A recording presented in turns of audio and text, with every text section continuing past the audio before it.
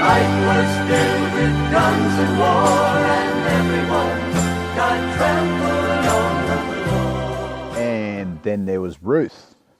So Ruth, to me, was a real plot twist. So you had Genesis, which was about the creation and all the things associated with the creation, the determining of the seed, the characters in the play, setting it all about. Abraham appeared to be a man. He seemed to be. He didn't need the. He just listened to God. He listened to God. There seemed to be that whole. I don't know. Faith seemed to be missing, but he had faith because he took Isaac up and stuff. But there's something about Abraham where the Lord just did it for him all the time. And then he got to Exodus, where they started to become a collective. The 12 tribes of Israel started to arrive, and it was all about their relationship with God. And Joshua was an extension from that. Joshua was all about the people of Israel and a great time where the Lord provided for them, gave them great wealth and great land because they listened to God. And then Judges was a time where they were ruled by kings, ruled by the judges because God had no leader for them. And there was a time where they whored after idols and Baal and false gods and didn't listen to God. And they put through times of persecution, but God delivered them time after time. There's a few times there just in Judges alone where God seemed to deliver them out of bondage. Now, Ruth is just like one of those, okay, let's just throw in a real just plot twist here for later just for the sake of it, you know. But I'm sure, yeah, it's not just for the sake of it. But if this was like a play, which we're used to in the paradigm we live, not the Bible paradigm, that's what you think of it. So it's clear in the start that it's all about. It was still during the time of the judges. So Ruth was a lady during the time of the judges, and she was married to a man, and so was her sister, and both of those guys die. Not quite sure why they died. I don't know if it's in there or not, but both of those guys die, and the two daughters remain loyal to the boy's mother, so their mother-in-law. Now there comes a time where the mother-in-law just says, "Go, be away from me. You can't be with me. You've got to go back to your own house." Anyway, one of the daughters went off and went back to her own house, and it seems that that's represented as whoring and being subservient to Baal. Where the second daughter, Ruth, she followed the mother. And this showed her great things. She ended up having a great life within God. Now, a couple of things here that really stand out for me is, again, it's the seed. So it comes back to this lady did not have that seed. She did not have the seed of Abraham. It wasn't a natural sort of, I don't even know if she was, it would appear she was a Gentile. It would seem, but again, I haven't seen the word Jew yet, and I haven't seen the word Gentile. I'm up to Ruth, and I still haven't seen the word Jew or Gentile.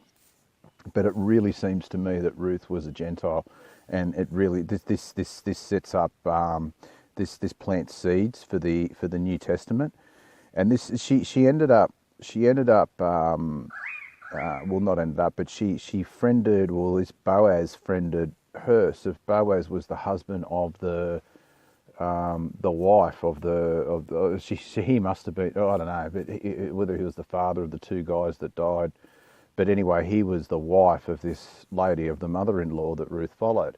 And it turns out that he had a direct connection with God, and it's something that gets me is that when people speak of God and say they're with God, everybody's just fearful and everybody's just like, oh, don't tell him about what I'm doing. So they all seem to be doing it willfully, and God seemed to talk to them directly, but they still disobeyed him. It's all a bit strange. But this Boaz, and sometimes when they have a direct connection to God, they just believe him. So Boaz says, you know, I've got a connection to God and I will bless you, and rah, rah, rah. And Ruth just automatically believes him, and she gets blessed by Boaz, who is a great man in God. And then when you go through, I listened to a sermon yesterday, you go through in Matthew where it goes so-and-so begat, till it comes to Jesus. Well, Ruth and Boaz are mentioned in that. I heard it come up in this sermon. I was like, whoa. I read that today. She's got a direct connection to the seed of Jesus, but it would appear that she's a Gentile. That's what it seems to me. And then there's just all sorts of connections to the New Testament here, where she goes out into the field and she has conversations with people and she plants seeds and all. And to me, it's talking. She's ministering the word. She's ministering the word of the Lord. while out in the field, a humble lady who's been blessed by Boaz. And yeah, there it is. It finishes off with the sort of the end of it was a bit strange because so Boaz took in the end. Boaz took. I'll read out verse 17 from chapter 4. Ruth 4, chapter 13. Ruth 4, verse 13.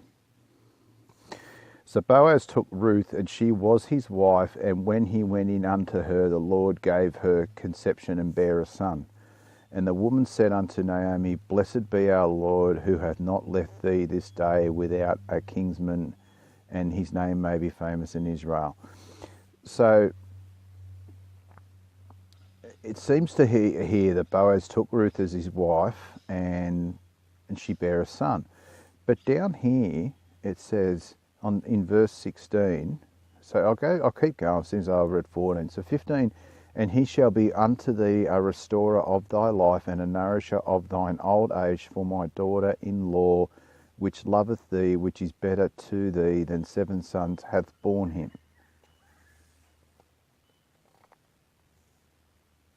Yeah? So chapter 13, and Boaz took Ruth, and she was his wife, and went unto her, and the Lord gave her conception and bare a son. And the daughter-in-law which loveth thee, which is better to thee, had 7 sons had borne him. And Naomi, so they're only talking about one child, because it says in verse 16, and Naomi took the child and laid it in her bosom, and became a nurse of it. And the woman, her neighbours, gave it a name, saying, There is a son born to Naomi, and they called out his name Obed, for he is the father of Jesse, the father of David.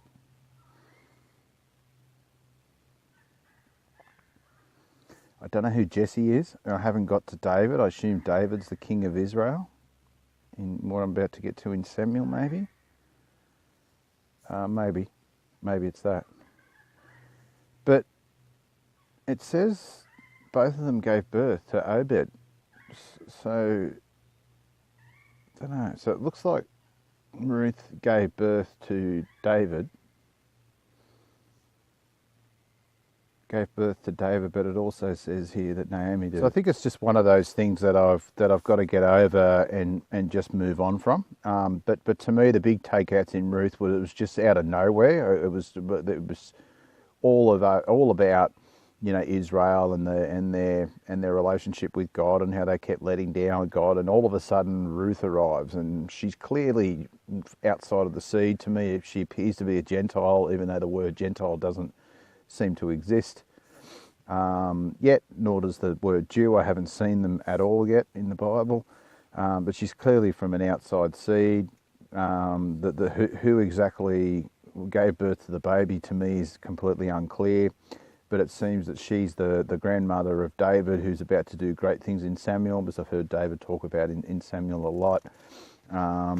She was blessed by somebody in the name of God on the earth. Why God didn't talk to her direct and this Boaz did, I'm not sure. Can only some people hear God and not others in these old times? And I think I might be getting this where in the Old Testament, God spoke directly to people, physically to people. You could see him, you could hear him. It sounded like quite at the show when the Ten Commandments were given. And there's other examples, the burning bush with Abraham. There's all sorts of examples where God manifested visually, and that doesn't happen today. Well, at least I can't see where it happens today. When Christ came, he was there in the flesh, so he spoke as God in the flesh, because that's who he was, and now it's all spiritual after it.